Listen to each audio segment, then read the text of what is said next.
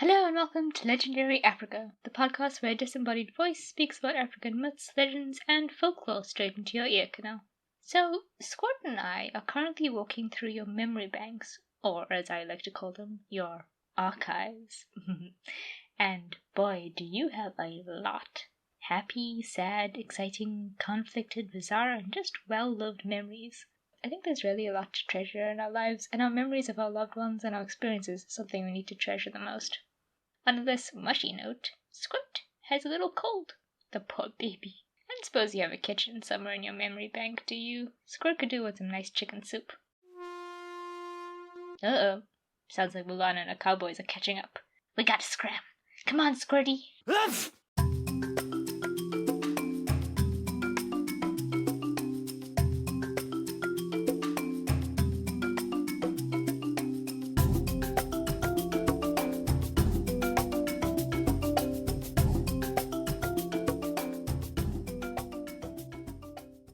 Guys, I cannot believe that it's November already. Time is flying and the days are blurring into one. I'm going to shut my eyes for a second and boom, suddenly, it'll be Christmas.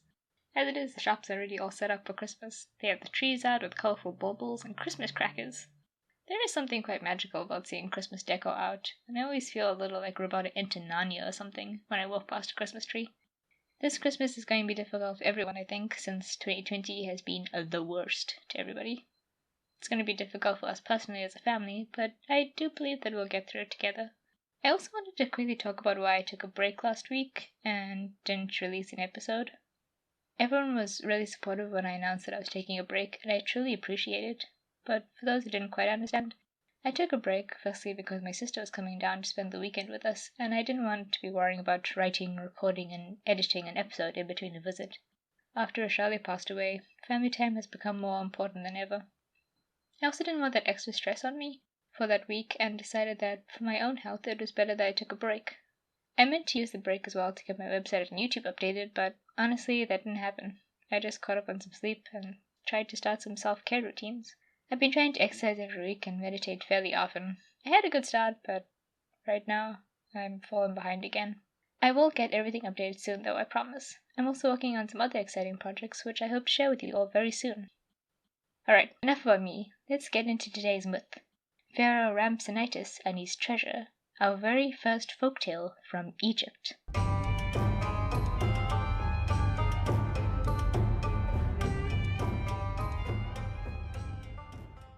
Now, since Egypt is probably the most famous country in Africa, I don't really want to go into the history of the country, not to mention that this history probably needs about 3 episodes to get through.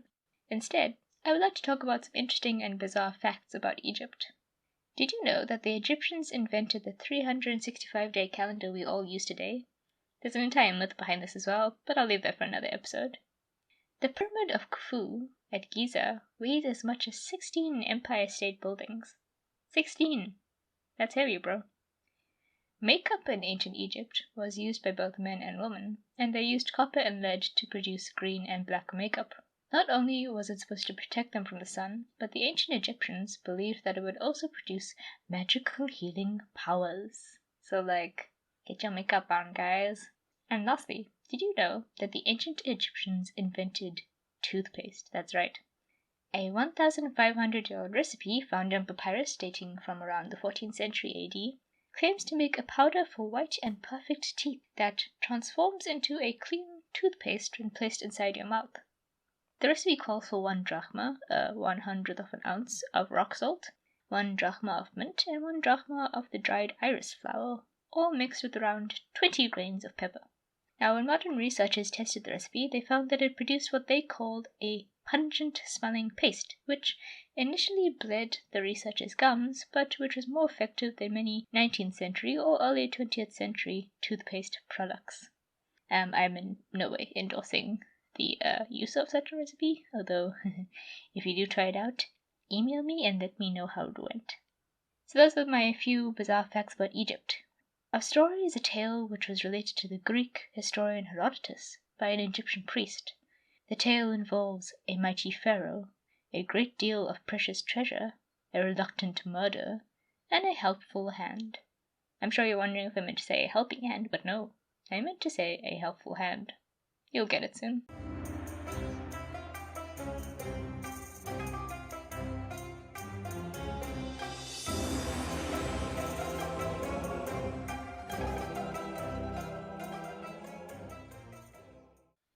Ancient Egypt, the Old Kingdom. The reign of Pharaoh Rhampsinitus was mighty and good, or so the pharaoh claimed, and he had built many grand structures to the gods.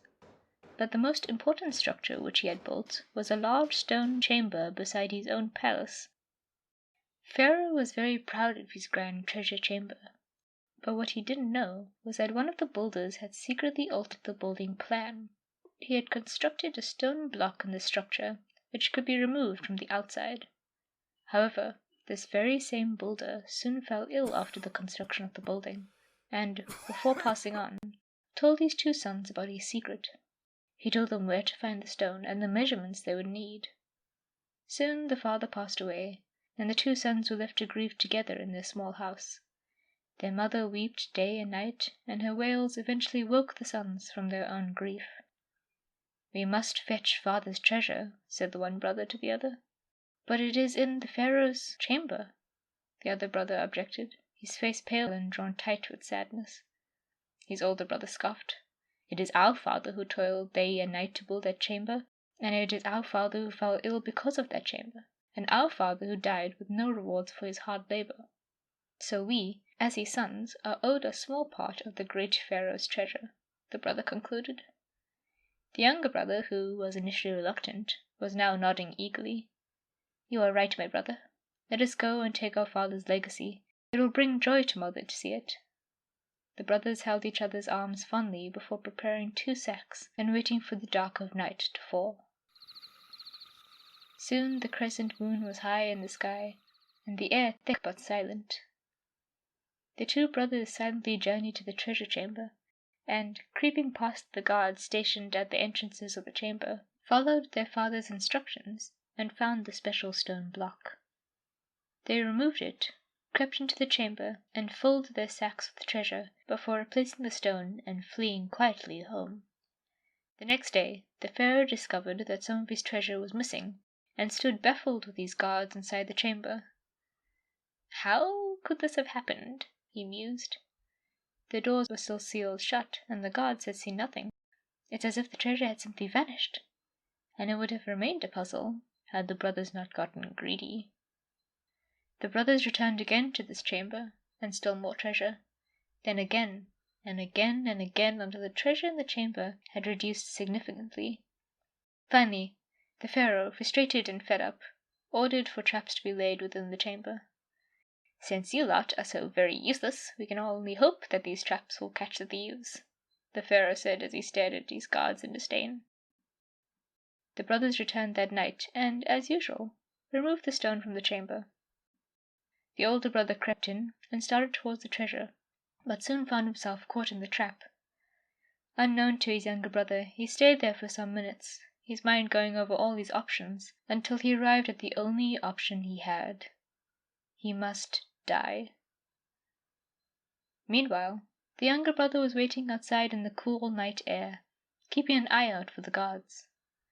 Suddenly he heard the voice of his brother softly calling from within the chamber. "Brother, brother!"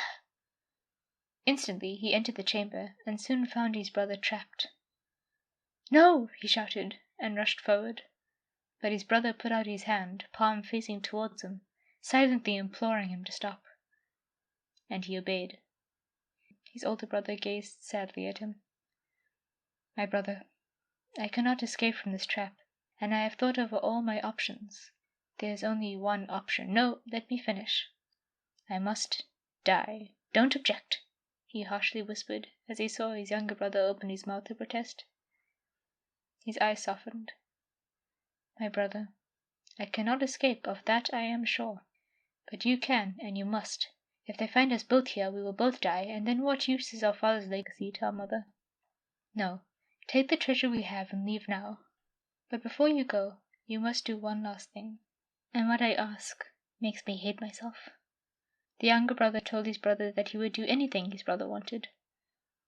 The older brother looked away and said, "You must cut off my head, little brother.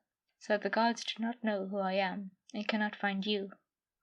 The younger brother paled, but he had promised his brother that he would obey him, and so, praying to the gods for strength, he lifted his sword, looked his brother in the eyes one last time, and brought the sword down. The next morning, the Pharaoh stood in shock and disgust as he stared down at the headless body lying in his treasure chamber. The body was caught in the trap, but where in the name of Ra-Atum was the head?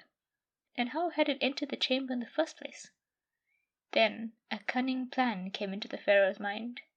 He ordered his useless guards to hang the body from the palace wall. Anyone who cared for the thief would come to mourn, and then they would catch the culprit. For days no one came, and meanwhile the son's mother wept not only for her husband, but now for her son too. Soon her grief turned to anger, and she turned it towards her remaining son, demanding that if he did not retrieve his brother's body, she would go herself to the Pharaoh and reveal the crimes of her sons. Her son tried to protest, but eventually agreed, and set to devising a plan to retrieve his brother.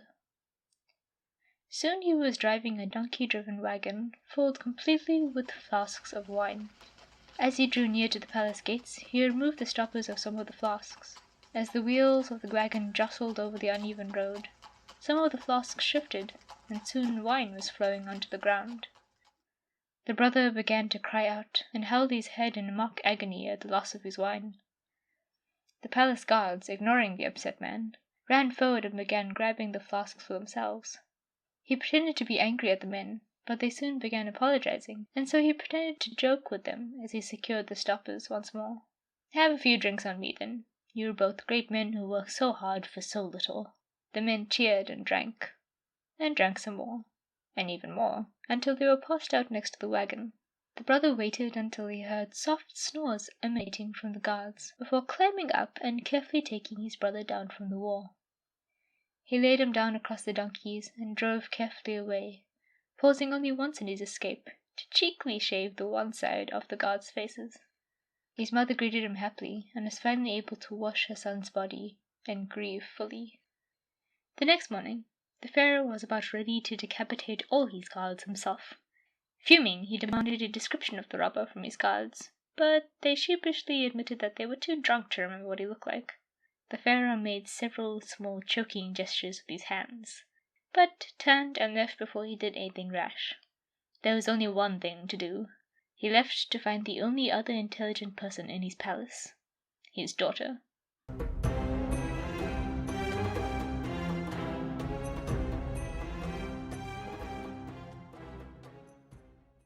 Happy to help her father and curious about the thief, his daughter left the palace for the marketplace.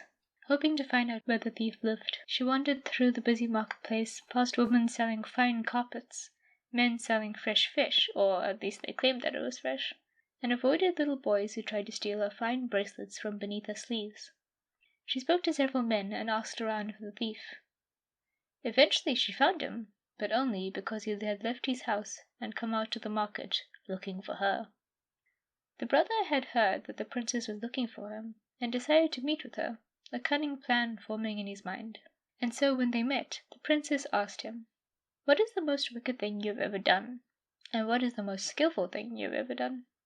And the brother smiled slyly and answered, "The most wicked thing I have ever done is to cut off my own brother's head when he was trapped in the royal treasure chamber. And the most skillful thing I have ever done is to trick the royal guards and steal my brother's body back." The princess gasped and grabbed his arm fiercely, intending to hold him there until the royal guard stormed in. But the brother was too clever. At the last minute he pulled out his dead brother's arm, and the princess grabbed that instead. Then he made a quick escape.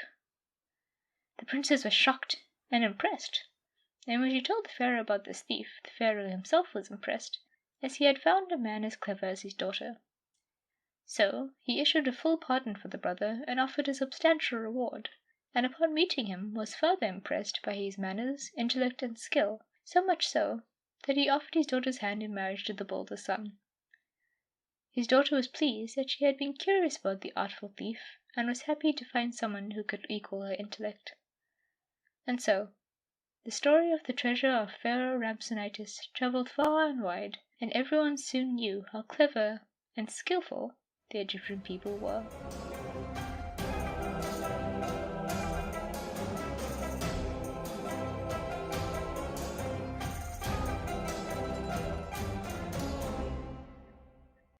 Okay, just wait.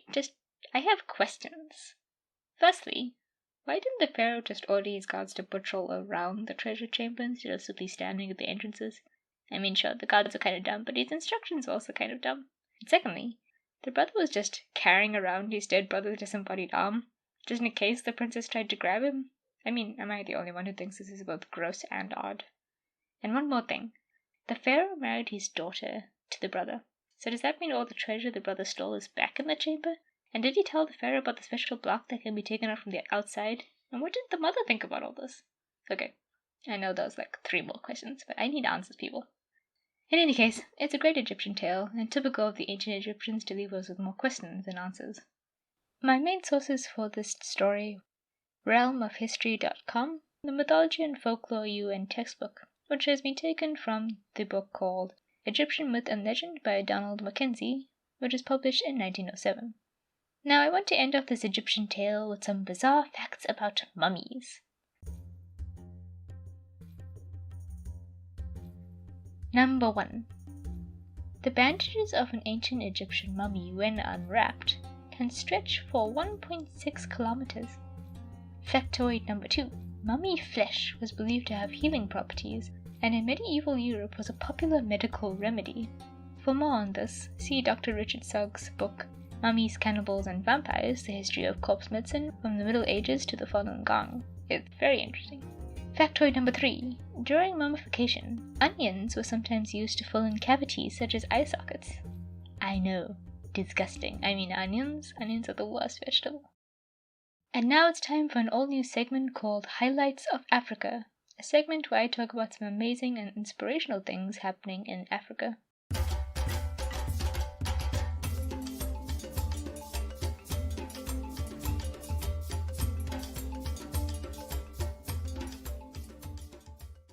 Today's highlight is about an initiative called the Sokolu Mussel Project, a project which began in the early 2000s.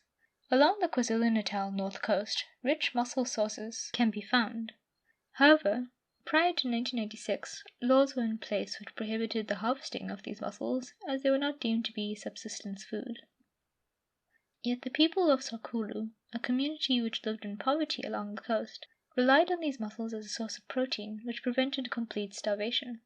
During this time, these people would secretly harvest the mussels, hastily scraping at the rocks, and in their rush to gather the mussels quickly and avoid the police, they would unknowingly remove other marine life and damage the marine ecology in the process. This would often be done by the women of the Sokolu community, who would scoop mussels into their skirts until it was full. It was also dangerous work, and often elderly women gathering these mussels would be swept into the sharp rocks by large waves. This harvesting led to frequent clashes between the Sokolu community and the police, leading to arrests of women who were often mothers and grandmothers. That's when the Sokolu Mussel Project came into play. Regional marine ecologist Jean Harris, who worked with the KwaZulu-Natal Wildlife Organization, negotiated a truce and deal between the Sokolu community and the authorities. She worked towards a project which allowed these women to provide food for their families, while at the same time nurtured the marine environment. By splitting the coast into various harvesting zones, the Sokolu harvesters were allowed to remove a certain amount of mussels from each zone per day, and were restricted to the size of mussels they could take.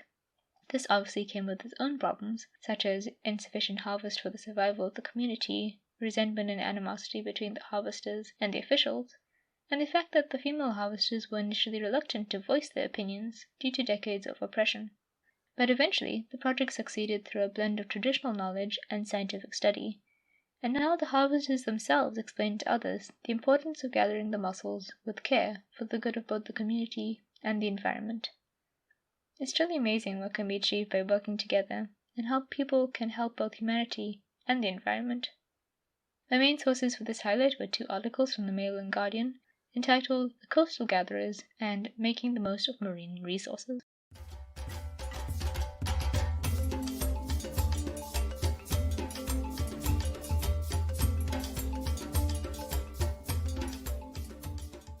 My promo for today's episode is again a little different. I would like to tell you guys a little bit about what the partnership between the Our Journal podcast, a South African mother-daughter duo podcast hosted by Malachadi and her daughter Nail, and the MINA Cup Foundation, an organization attempting to empower the millions of underprivileged girls in South Africa and throughout the world through the use of the MINA Cup, a menstrual cup which is safe, cost-effective, eco-friendly, and will allow girls to stay in school during their periods.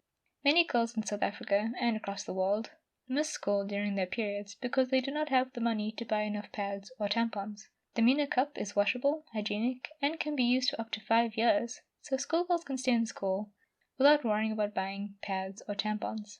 Now, our journal podcast has started a fundraiser with MINA Cups to raise enough funds to distribute MINA Cups to school. The link will be in the show notes. Please go check them out and donate if you can. Otherwise, share as much as possible to help children stay in school. I also have a podcast recommendation for you, this time an audio fiction recommendation. It's called Ithurian Dark Saga, a dark fantasy audio fiction by P.D. Usher. Ithurian Dark Saga is a rich audio fiction which I thoroughly enjoyed listening to. The rich world is ready both in the prologue, and the excellent choice of music and the use of sound effects is incredibly immersive and really grips your attention throughout the entire episode. It may be a bit too dark and graphic for some, but I think it's perfect and brilliantly written. If you like fantasy, rich world building, and audio fictions in general, try out Ithurian Dark Saga. Lovers of lore will definitely enjoy this. And that brings us to the end of today's episode.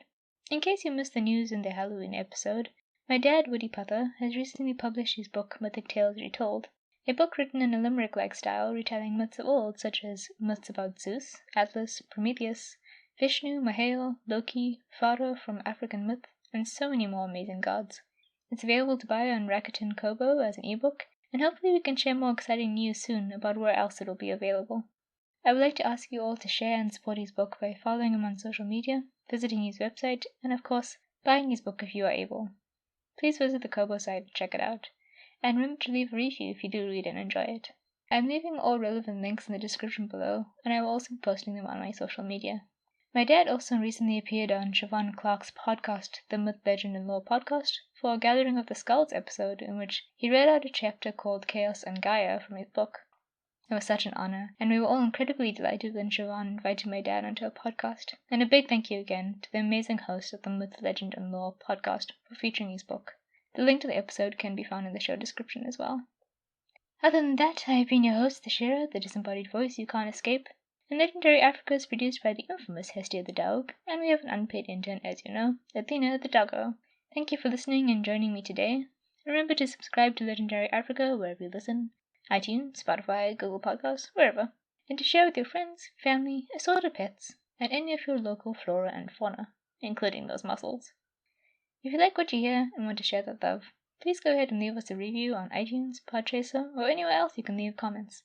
I will be, hopefully, updating the YouTube channel and website in the next coming days, so please do check that out as well. Updates will be broadcast on social media. Speaking of social media, you can find the pod on Instagram at LegendaryPod and on Twitter at LegendaryPod1. And pop me an email to staylegendarypod@gmail.com.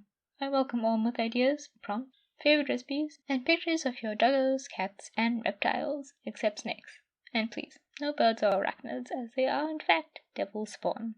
Disclaimer, I am in no way genuinely stating that birds and arachnids are creations of Satan or any other malicious entity, fictional or not, and strongly condemn any exorcisms undertaken against these creatures. Please, do not harm birds, arachnids, or any other living creatures intentionally. And this is talking about pests and vermin, because there are way too many of them and they carry diseases and... Okay, you got what I meant, right? 'Twas a joke. I'll see you next Saturday with an all-new ancient myth, legend, or tale from our beautiful continent of Africa.